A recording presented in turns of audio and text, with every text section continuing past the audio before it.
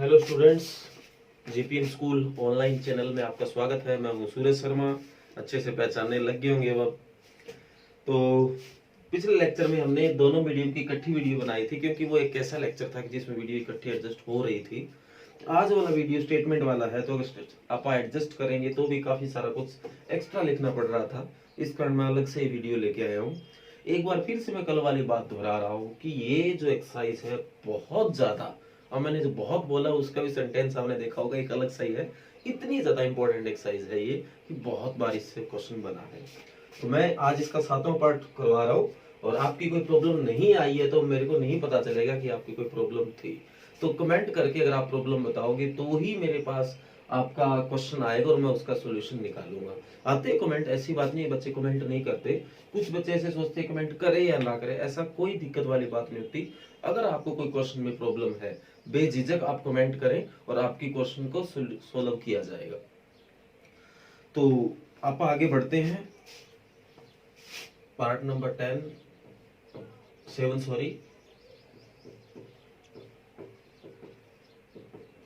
एक बढ़िया क्वेश्चन है, अगर आप ध्यान से देखोगे तो करने में भी मजा आएगा आपको।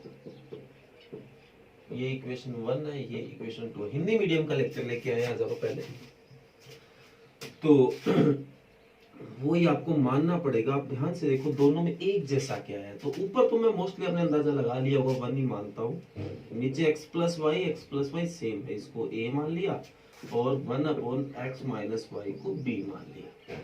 तो अगर इसको a मानना है, सेम है, इसको b मानना है, तो ये समीकरण बन गई आपकी 10a प्लस 2b बराबर 4, और ये बन गई आपकी 15a माइनस 5b बराबर -2। समीकरण नंबर 3 और समीकरण नंबर 4 विलोपन विधि द्वारा हल कर लेते हैं। इसको 3 से गुणा और इसको 2 से गुणा, बराबर हो जाएगी ना। तो समीकरण 3 को 3 से व 4 को 2 से गुणा कर ले। ठीक है, समझ गए हो। करने पर ये नहीं लिखा, समझ गए। तो ध्यान से देखना, इसको 3 से किया 3 से किया 6b, 3 से किया 12, इसको 2 से किया 30 से, 2 से किया 10b और 2 से किया -4। अब दोनों के साइन एक जैसे, घटा लेगा, साइन बदलते हैं, माइनस प्लस प्लस, तो इससे कट हो गया 6b और 10b 16b, 12 और 4 16, तो b का मान आ गया 16/16 कट हो के 1। ठीक है, अब b का जो मान है समीकरण नंबर 3 में रख देते हैं। ठीक है, सीधा आप समझ गए 3 में समीकरण में। तो 10a प्लस 2b, b का मान आया 1 बराबर 4, तो 10a प्लस 2 बराबर 4। तो ये आपका आ गया 10a प्लस का 2 इधर आके माइनस का, तो 10a बराबर आपका 2, तो a बराबर आ गया 1/5। ये 2/10 आएगा, कट होके 1/5। तो a और b का मान आ गया, वापिस रखते थे। तो 1 में x प्लस वाई बराबर 1 की जगह 1/5 और 1 में x माइनस वाई बराबर b का मान 1, तो 1/1 लिख सकते हैं। आर पार गुणा किया तो x प्लस वाई बराबर 5 और ये आपका बन गया x माइनस वाई बराबर 1। आर पार गुणा किया, पहले आपका यहाँ आंसर आ जाता था, अब क्या है समीकरण और आ गई है। तो इसका नाम 5 दो और इसका 6 दो। अगेन विलोपन विधि का प्रयोग करो, इसको हल करो। तो जोड़ना ही पड़ेगा भाई भाई को, तो जोड़ने पर कोई साइन चेंज नहीं, इससे कटा तो 2x बराबर 5 और 1 6 हो गया, तो x बराबर 6/2 3 आ गया। x का मान 5 में रख दो, 5 में रखने पर तो x का मान तो आया ही 3 प्लस वाई बराबर 5, तो y बराबर 5 माइनस 3, तो y बराबर 2। ये आपका कंप्लीट क्वेश्चन है, 7वां पार्ट है, बहुत ज्यादा इंपॉर्टेंट क्वेश्चन है। तो ध्यान से देखना, अगर आपको कोई भी प्रॉब्लम आती है आप बताएं। 8वां बिल्कुल इसी की हूबहू कॉपी आपको अपने आप करना है। इसके बाद जो क्वेश्चन मैंने बताया है आपको,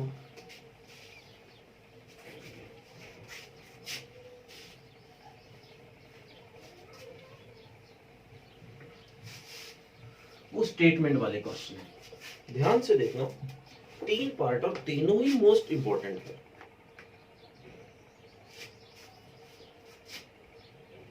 दो समीकरण बनेगी, आगे चाहिए आप उनको कैसे हल कर लेना आपकी मर्जी है, पहले समीकरण बनाओ। ये ऋतु जो क्वेश्चन पहला ही पढ़ने जा रहा हूं, बहुत बार पेपर में है, बहुत ज्यादा बार। कहते हैं ऋतु धारा के अनुकूल 2 घंटे में 20 किलोमीटर तैर सकती है और धारा के प्रतिकूल 2 घंटे में 4 किलोमीटर तैर सकती है, तो इसकी स्थिर जल में तैरने की चाल और धारा की चाल ज्ञात करो। अब प्रतिकूल और अनुकूल के आपको सवाल पता होंगे, पहले भी आज के। अनुकूल का मतलब होता है जैसे पानी जाता है उसके साथ साथ तैरते हैं, तो आपको पता है स्पीड हमारी तेज होगी। प्रतिकूल होता है पानी ऐसे जा रहा है और हम उसके क्रॉस सामने जा रहे हैं, तो हमारी स्पीड कम होगी। हवा में भी कम हो जाती है, उल्टा ये तो पानी है तो और कम होगी।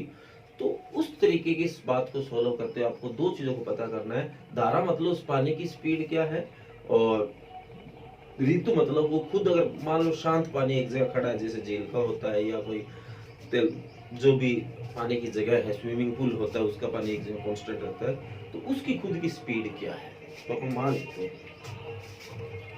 माना ऋतु की स्थिर जल में चाल बराबर x किलोमीटर प्रति घंटा। इसी तरह माना धारा की चाल, धारा मतलब पानी होता है, y किलोमीटर प्रति घंटा। तो ऋतु की धारा के अनुकूल चाल जो होगी, अब आपको पता है कि अनुकूल मतलब पानी के साथ साथ, अब एक तो पानी उसकी मदद कर रहा है, एक उससे खुद की स्पीड है, तो उनकी स्पीड प्लस हो जाती है, x प्लस वाई किलोमीटर प्रति घंटा। और इसी तरह अगर प्रतिकूल जाए तो आपको पता है रिवर्स हो गया।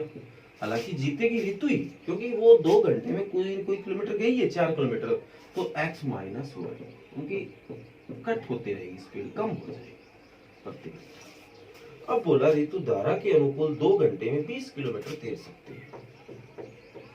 ऋतु धारा के अनुकूल 2 घंटे में 20 किलोमीटर तैर सकती है। 1 घंटे में तैर सकती है x प्लस वाई प्रति घंटा।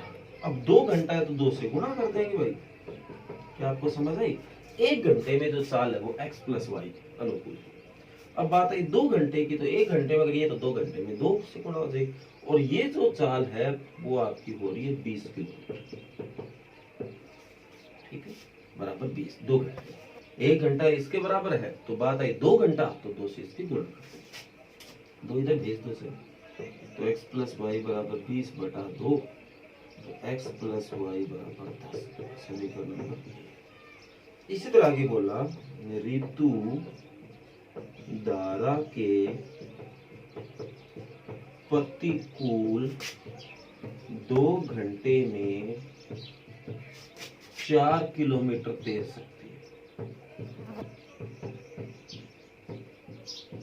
अब यहाँ प्रतिकूल जा रही है, तो 1 घंटे में जा रही है x माइनस वाई, 2 घंटा के 2 से गुणा कर दी, वो आपका जो आ रहा है 4 किलोमीटर आ रहा है, तो 2 इसके बटे में जाएगा, तो x माइनस वाई बराबर 2, समीकरण नंबर कौन सी आ गई? 2। क्या आगे आपको समीकरण 1 और 2 को कोई भी विधि से हल करना आता है, उस विधि से आप हल करें। मोस्ट इंपॉर्टेंट सवाल है, ध्यान से देख लेना। इसके बाद का जो क्वेश्चन है उसको समझना बहुत जरूरी है। समझ आ गया तो क्वेश्चन में कुछ भी नहीं है, और समझ नहीं आया तो रट्टे मारते रह जाओगे आप, और रट्टे मारना आपको पता है बहुत गलत बात है। आज याद रह जाएगा, कल याद रह जाएगा, पर पेपर में तो पक्का भूल जाओगे, इतनी तो मैं गारंटी लेता हूँ।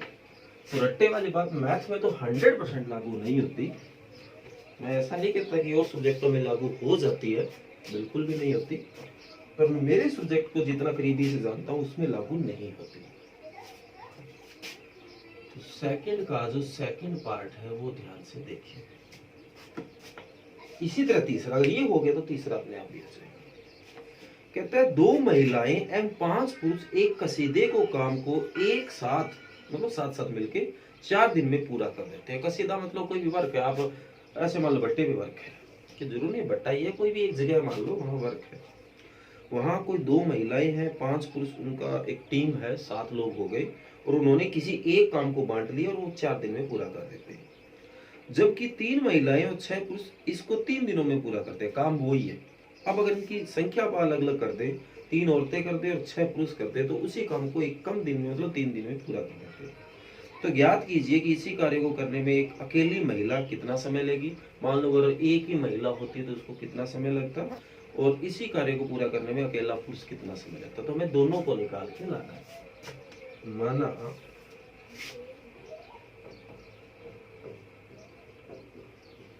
महिला एक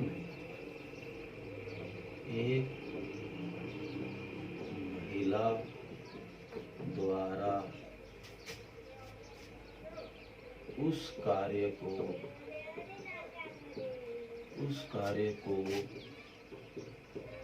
पूरा करने में लगे दिन बराबर x। मान लो एक महिला द्वारा उस कार्य को कसीदे के कार्य कसीदे के कार्य को पूरा करने में लगे थे x। इसी तरह पुरुष आ जाएगा, उसको मान लेते हैं y थे। ठीक है, अब अपन निकाल लेते हैं एक दिन में कितना काम हो सकता है एक महिला। अब आप सोचोगे सर एक दिन में कैसे निकालेंगे। मान लो मैं कोई काम अकेला 5 दिन में पूरा करता हूं। अब एक दिन में अगर मेरे को कह दिया जाए तो मैं उसका 1/5 भाग पूरा करूंगा। समझ आई बात। 20% तो काम करूंगा ना, 5 दिन में मैं 100% काम कर देता हूँ। एक दिन में निकालना है तो 20% और 20% को 1/5 से बढ़िया और क्या समझ सकते हैं, मतलब 1/, में आ जाएगा। ठीक है, तो एक महिला द्वारा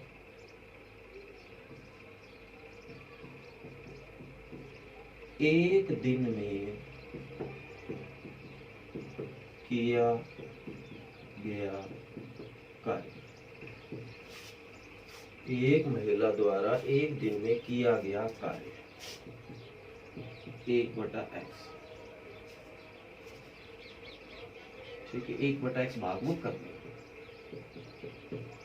इसी तरह एक पुरुष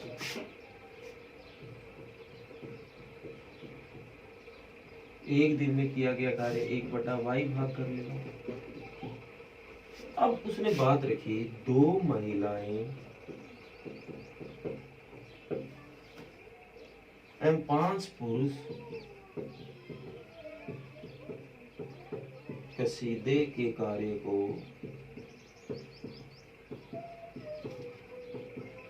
4 दिन में पूरा करते हैं। तो ध्यान से देखना है आपको, मैं सारा काम निकालता हूं एक दिन में कितना होगा। तो एक महिला एक दिन में 1/x भाग कार्य करती है। तो अगर 2 महिला लगा दूं तो उसी काम का 2/x भाग पूरा हो जाएगा, और अगर 5 पुरुष लगा दूं तो उसी काम का 5/y भाग पूरा हो जाएगा। और दोनों मिलके 4 दिन में काम पूरा कर देते हैं। तो ये दोनों का एक दिन का काम, ये दोनों का एक दिन का काम, तो दोनों का एक दिन का काम है। तो सारा काम तो 4 दिनों में हो रहा था, तो 4 दिन वाला काम भी तो एक दिन में चौथा हिस्सा होगा 1/4। ये इसके बराबर है। मतलब ये मिलके एक दिन में चौथा भाग काम करते हैं। शायद आपको भी समझ नहीं आया मैं क्या बोल रहा हूं, दोबारा से देखो। ये इतने लोग मिलके भी तो 4 दिन में काम कर रहे थे ना। आप मान लो कि ये इतने लोग किसी काम को 4 दिन में पूरा करते थे, तो एक दिन में तो 1/4 ही भाग होगा ना। तो ये जो सारा काम किया है वो एक दिन वाला है। समझ आ गया अब तो आपको? समीकरण नंबर 1। इसी तरह आगे बोला, जबकि 3 महिलाएं व 5 पुरुष, और होगा वह नहीं होगा, या एम होगा, 5 पुरुष वह सीधे को कार्य को शायद 3 दिन में पूरा करते हैं। 3 दिन। तो अब भी वही काम 3 महिलाएं 1 दिन में करेगी 3/x का, इसी तरह 5 पुरुष करेगा 5/y, और कुल सारा काम जो 3 दिनों में हो रहा था वो एक दिन वाला निकालते तो 1/3। समीकरण नंबर 2। क्या समझ आ गई? अब आगे जिस बच्चे ने पिछली एक्सरसाइज सारी ध्यान से देखी है वही तरीका, 1/x को a मानो, 1/y को b मानो, और वही तरीका जो आपने लगाया है। इसी तरीके से थर्ड पार्ट होगा। और अगर फिर भी ये क्वेश्चन आपको समझ ना आया हो तो कमेंट करके आप बताओगे तो आपकी समस्या को दोबारा सोल्व किया जाएगा, या कोशिश की जाएगी कोई और तरीके से, या कोई और ऐसी बात आपको बताई जाए जिससे कि चीज आपके दिमाग में भी बैठे। और अगर आप ये समझ ना आया तो एक चीज 2 बार 3 बार अगर देखोगे तो समझ आ जाएगा। Thank you.